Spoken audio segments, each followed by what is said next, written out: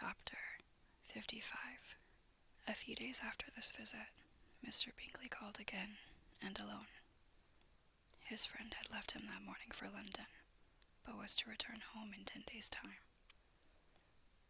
He sat with them above an hour, and was in remarkably good spirits. Miss Bennet invited him to dine with them, but with many expressions of concern. He confessed himself engaged elsewhere. "Next time you call," said she, "I hope we shall be more lucky. He should be particularly happy at any time, etc., etc. And if she would give him leave, would take an early opportunity of waiting on them. Can you come tomorrow?" Yes, he had no engagement at all for tomorrow, and her invitation was accepted with alacrity.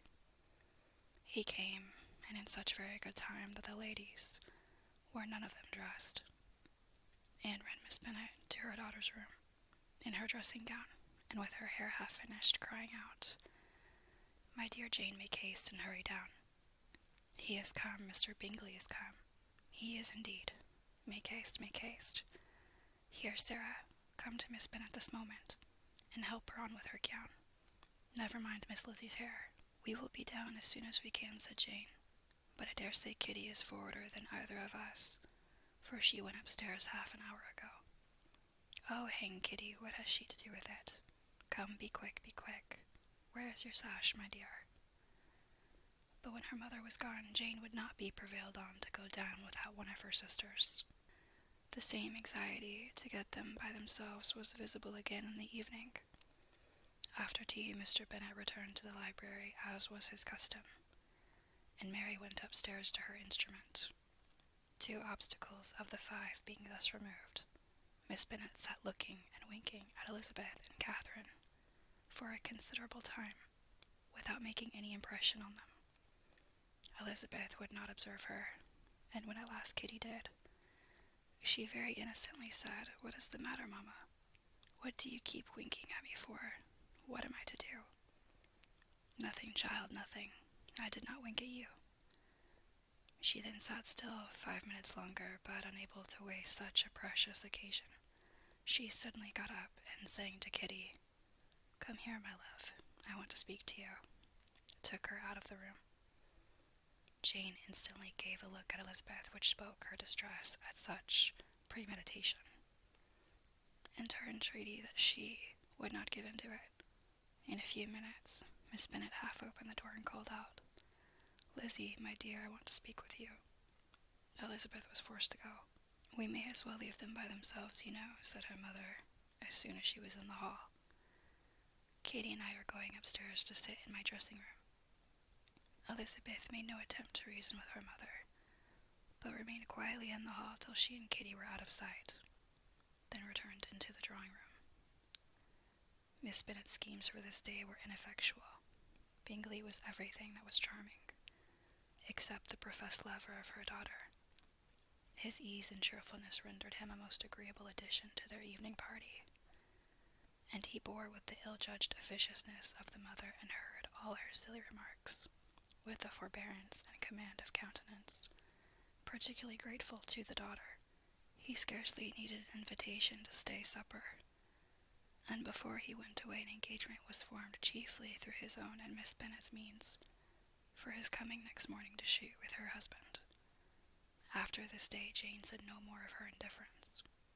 Not a word passed between the sisters concerning Bingley, but Elizabeth went to bed in the happy belief that all must speedily be concluded, unless Mr. Darcy returned within the stated time. Seriously, however, she felt tolerably persuaded that all this must have taken place with that gentleman's concurrence. Bingley was punctual to his appointment, and he and Mr. Bennet spent the morning together, as had been agreed on. The latter was much more agreeable than his companion expected.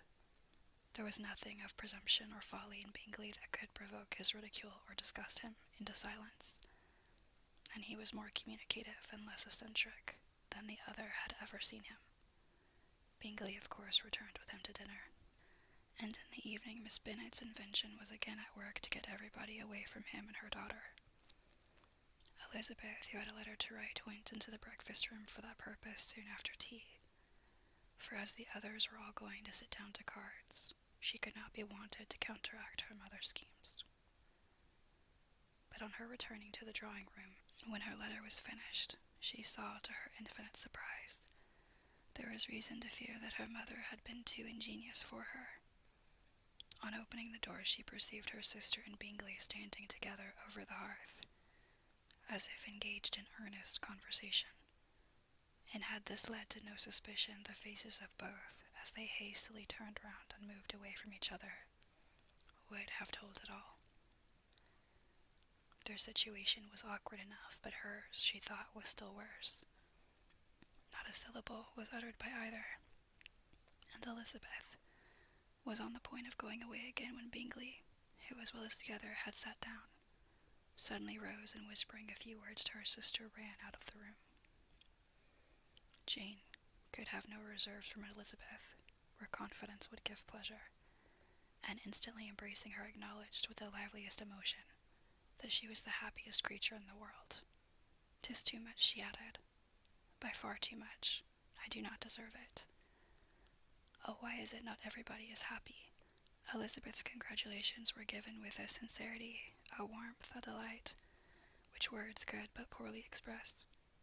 Every sentence of kindness was a fresh source of happiness to Jane, but she would not allow herself to stay with her sister or say half that remained to be said for the present. "I must go instantly to my mother," she cried.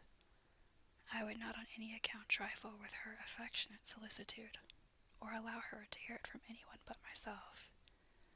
He is gone to my father already. Oh, Lizzie, to know that what I have to relate will give such pleasure to all my dear family. How shall I bear so much happiness?" She then hastened away to her mother, who had purposely broken up the card party, and was sitting upstairs with Kitty. Elizabeth, who was left by herself, now smiled at the rapidity and ease with which an affair was finally settled, that had given them so many previous months of suspense and vexation. "And this," said she, "is the end of all his friend's anxious circumspection, of all his sister's falsehood and contrivance, the happiest, wisest, and most reasonable end." In a few minutes she was joined by Bingley, whose conference with her father had been short and to the purpose. "Where is your sister?" said he hastily as he opened the door. "With my mother upstairs. She will be down in a moment, I dare say." He then shut the door, and coming up to her claimed the good wishes and affection of his sister. Elizabeth honestly and heartily expressed her delight in the prospect of their relationship. They shook hands with great cordiality, and then till her sister came down, she had to listen to all he had to say of his own happiness and of Jane's perfections, and in spite of his being a lover, Elizabeth really believed all his expectations of felicity to be rationally founded, because they had for basis the excellent understanding and super-excellent disposition of Jane, and a general similarity of feeling and taste between her and himself. It was an evening of no common delight to them all. The satisfaction of Miss Bennet's mind gave such a glow of sweet animation to her face as made her look handsomer than ever. Kitty simpered and smiled and hoped her turn was coming soon. Miss Bennet could not give her consent or speak her approbation in terms warm enough to satisfy her feelings, though she talked to Bingley of nothing else for half an hour, and when Mr. Bennet joined them at supper his voice and manner plainly showed how really happy he was. Not a word, however, passed his lips in allusion to it, till their visitor took his leave for the night. But as soon as he was gone, he turned to his daughter and said, "Jane, I congratulate you. You will be a very happy woman." Jane went to him instantly, kissed him, and thanked him for his goodness.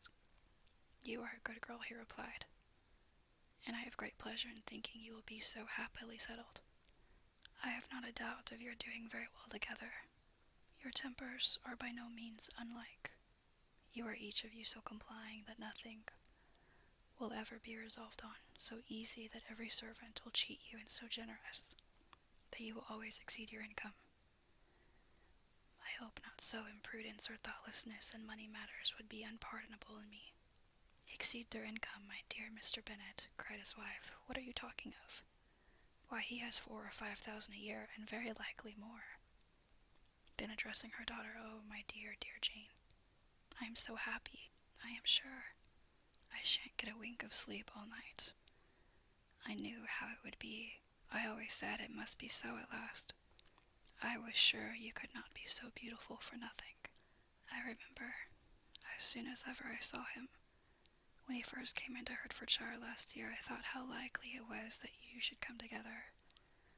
Oh, he is the handsomest young man that ever was seen. Wickham, Lydia, were all forgotten. Jane was beyond competition her favorite child. At that moment she cared for no other. Her younger sister soon began to make interest with her for objects of happiness which she might in future be able to dispense. Mary petitioned for the use of the library at Netherfield, and Kitty begged very hard for a few balls there every winter. Bingley from this time was of course a daily visitor at Longbourn, coming frequently before breakfast and always remaining till after supper, unless when some barbarous neighbour, who could not be enough detested, had given him an invitation to dinner, which he thought himself obliged to accept.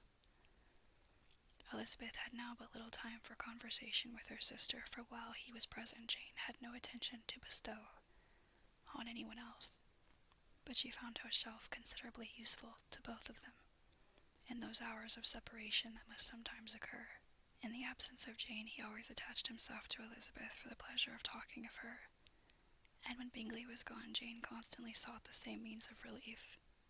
"He has made me so happy," said she one evening, by telling me that he was totally ignorant of my being in town last spring. I had not believed it possible. "I suspected as much," replied Elizabeth. "But how did he account for it?" "It must have been his sister's doing.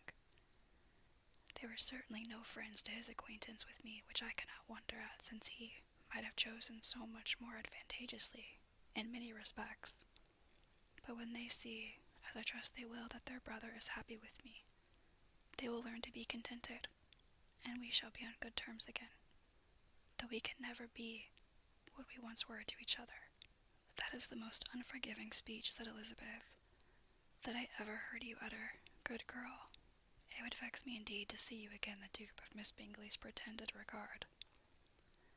Would you believe it, Lizzie, that when he went to town last November he really loved me, and nothing but a persuasion of my being indifferent would have prevented his coming down again.